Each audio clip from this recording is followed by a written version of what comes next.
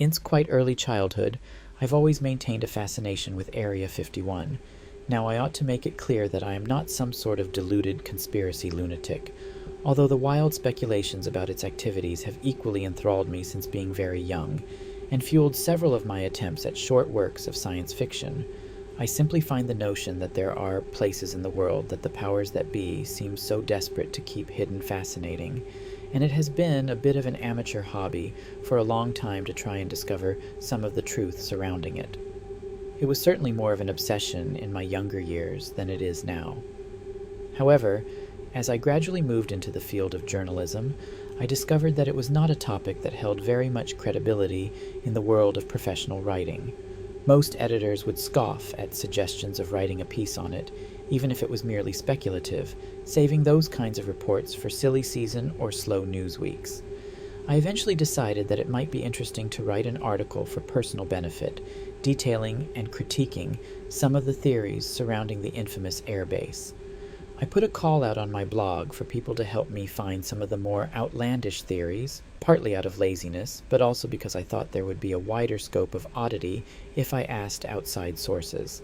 Sadly, I received no replies for this request. I did, however, receive a lone, anonymous contact. The contact in question was a gentleman who claimed to have worked at the base from the mid to late 90s. For the sake of his privacy, and potentially his freedom, I will omit his name, age, etc. He approached me very cautiously and in writing, seemingly trying to avoid whatever electronic surveillance may be kept on him by his former employers, although why he presumed that anybody observing his behavior would not monitor his post too was beyond me. His sketchiness over some minor details in his initial correspondence, and the unspecified level of security and observation he claimed to have on him, made me wary of him at first, but he presented me with some very interesting morsels of information regarding his former occupation, and I eventually managed to negotiate a meeting with him. Naturally, I was very excited to be speaking with this gentleman. We met publicly, choosing somewhere open and busy. Before he even spoke, I noticed his mannerisms were skittish and nervy, and his drawn face seemed to suggest an addict of some form or another. He stated outright that there were some details, such as names of former colleagues or people in charge, that he would point-blank refuse to reveal, regardless of how many times I asked him, as his problems were with himself and the things he encountered at the base, and not with the personnel he used to work alongside with. In spite of his current circumstances, he claimed to still have a deep sense of respect for many of his peers and colleagues, and risking their careers was not something he was willing to do. He did, however, feel that what he encountered was something that he needed to speak about, having had well over 10 years of reflection on it and the vast potential impact it may still pose. I was very close to informing him that if I published his claims and they were in any way taken seriously by a large amount of people, his former colleagues' careers could be put at risk anyway. I must admit that I refrained from telling him this. As selfish as it may sound, his deer-in-headlights mannerism made me wary, and I did not want to frighten him off. Whilst disappointed that I may not get any further leads or possible interviewees out of him, I accepted his conditions. I began by asking about some of its history.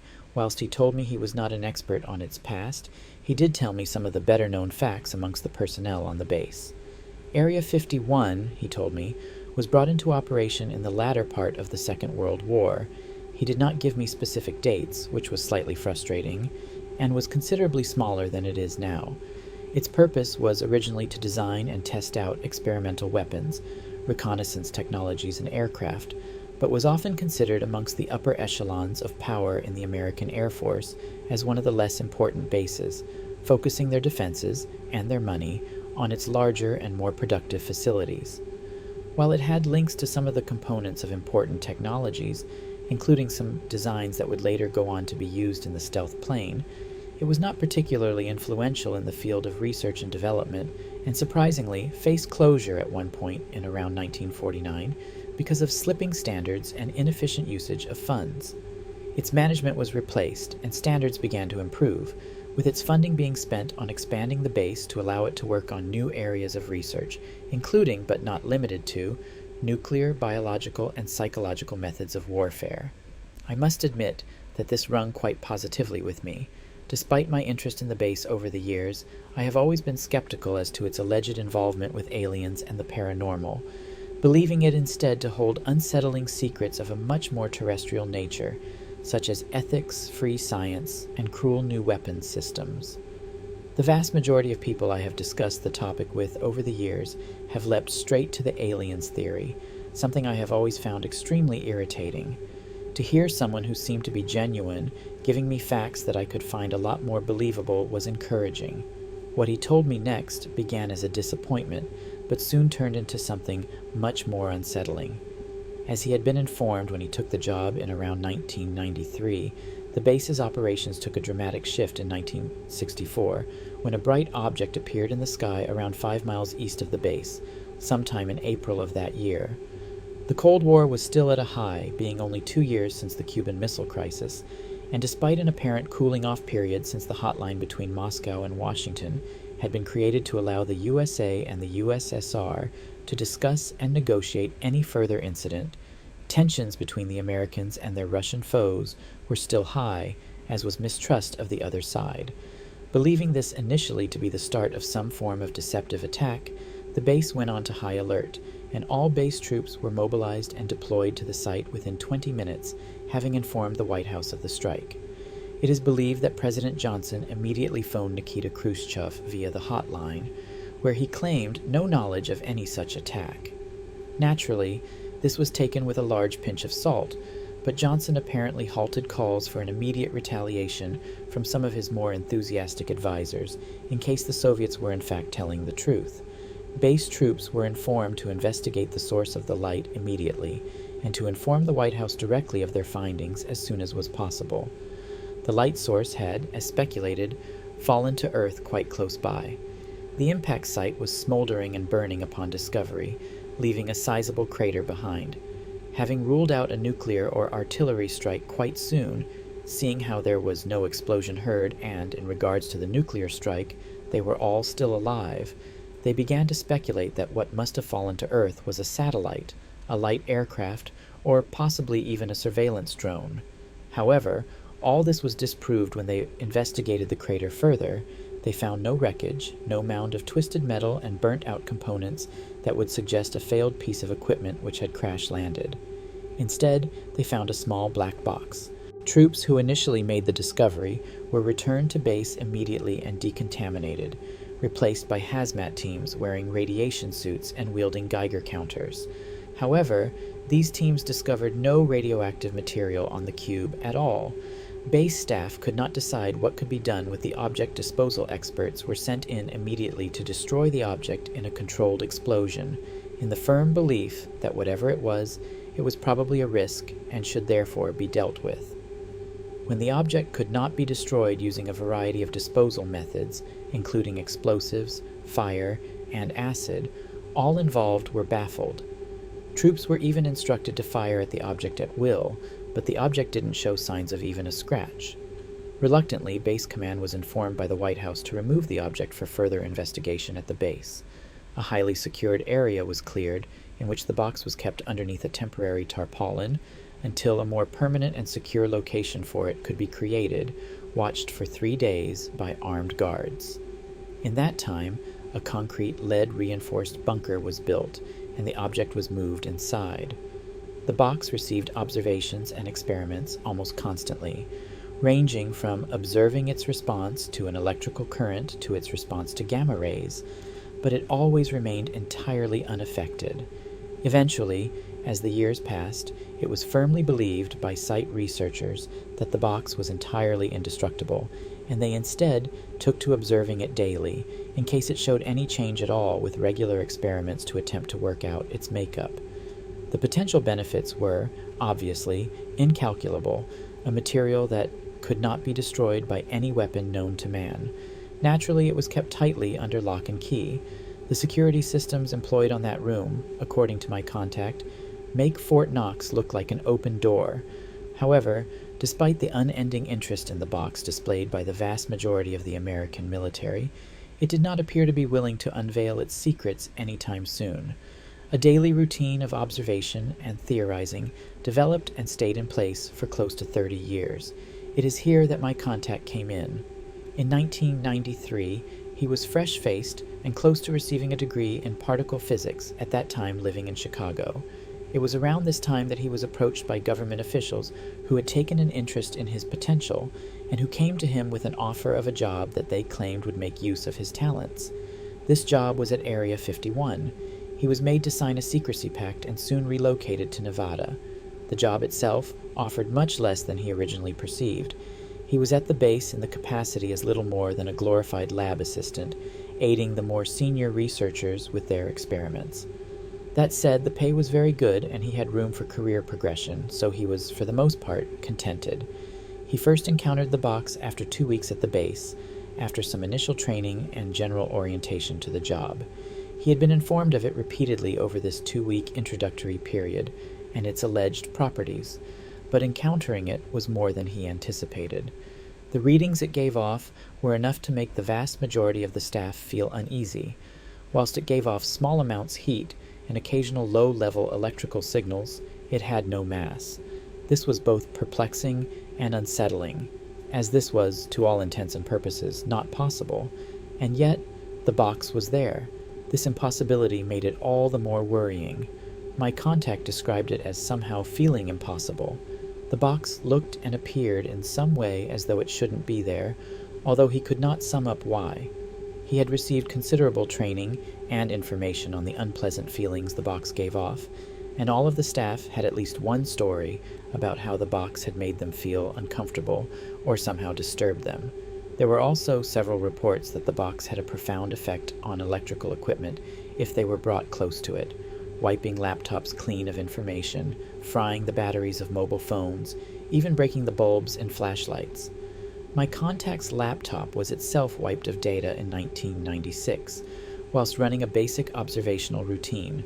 However, his other memorable encounter with the box would ultimately become lore at the base and lead him to the state he was in today. One morning in August 1998, whilst running diagnostics on the object, my contact described an unusually high feeling of anxiety in the room, which he believed to be emanating from the box. He described a feeling of tension, unease, and panic, as though he felt threatened by its presence.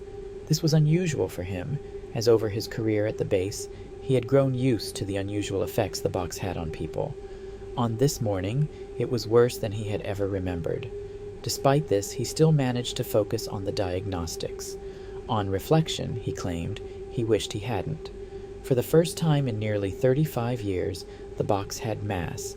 Its reading went off the scale electrical power, heat, mass, energy, all going to unnatural degrees. At this point, the laptop corrupted and the screen died.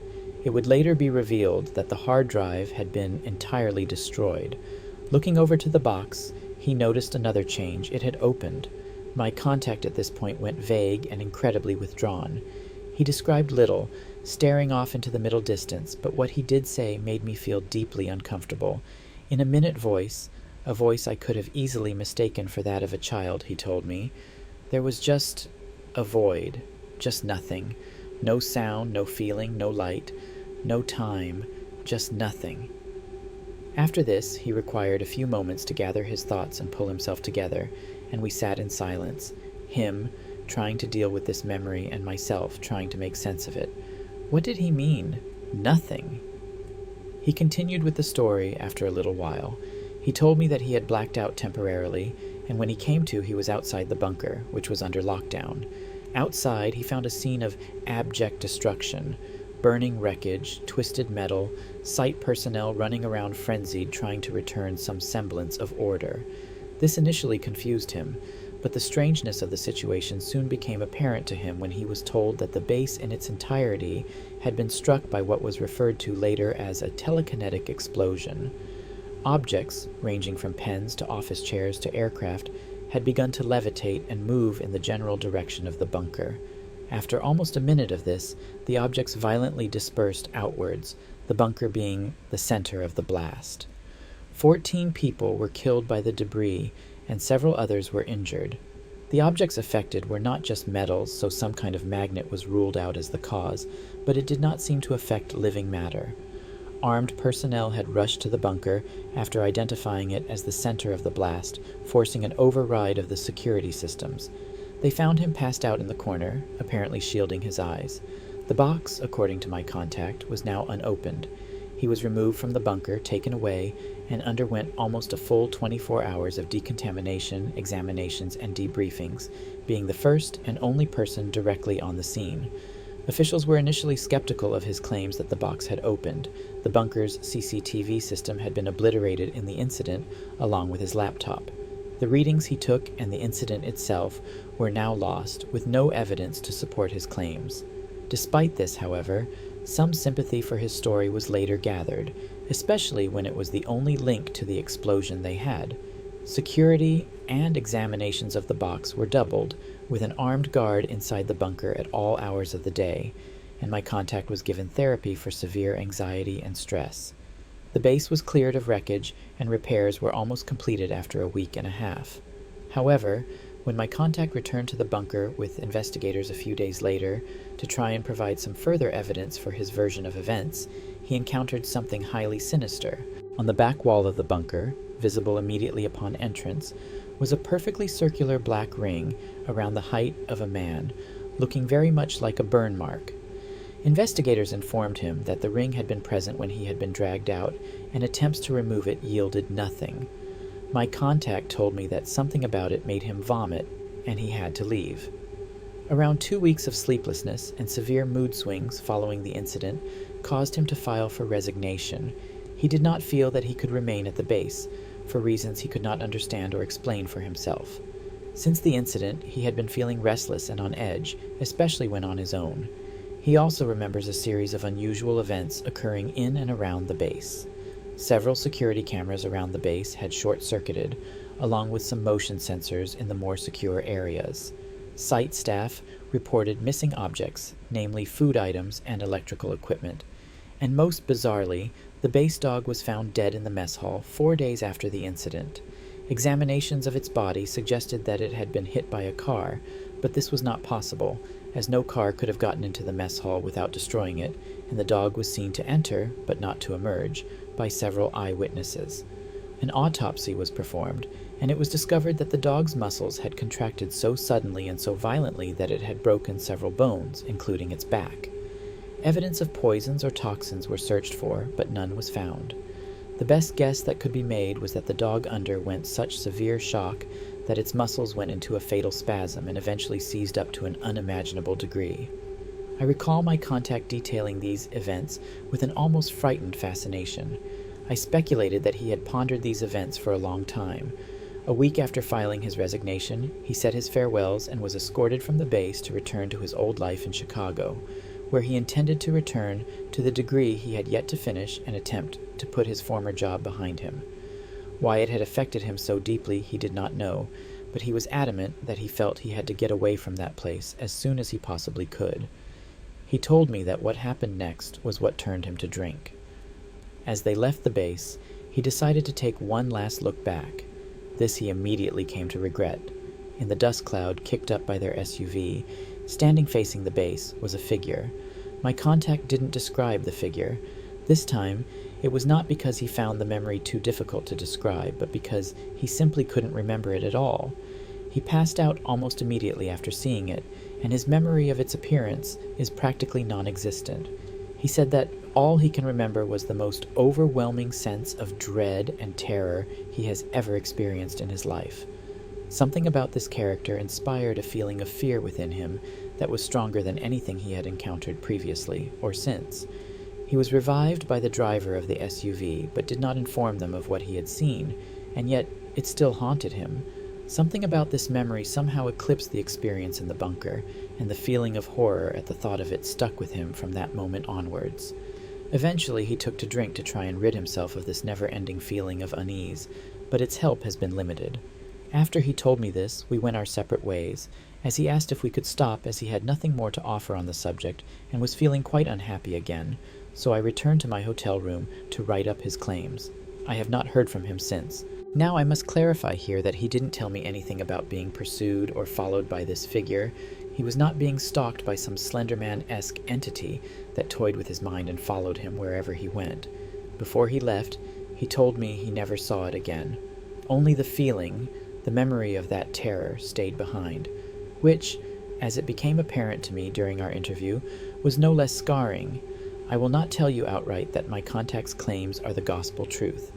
I still have my doubts about what he told me and whether there was any truth in it whatsoever.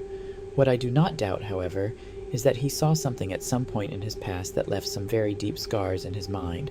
It would be a valid argument on your part as a reader to say that he could have been acting, but I know sincerity when I see it, and I saw a sincerely traumatized individual. For these reasons, I cannot escape the nagging thought that there was something genuine in what he said, and that there really is something this sinister at the base.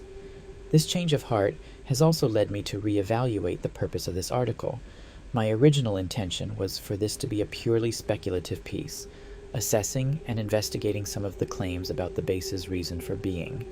However, since I received word from my contact, the nature of this article has changed to actual potential evidence of alien activity on Earth, and Area 51's involvement with it, and in the process, so has my stance on publishing it.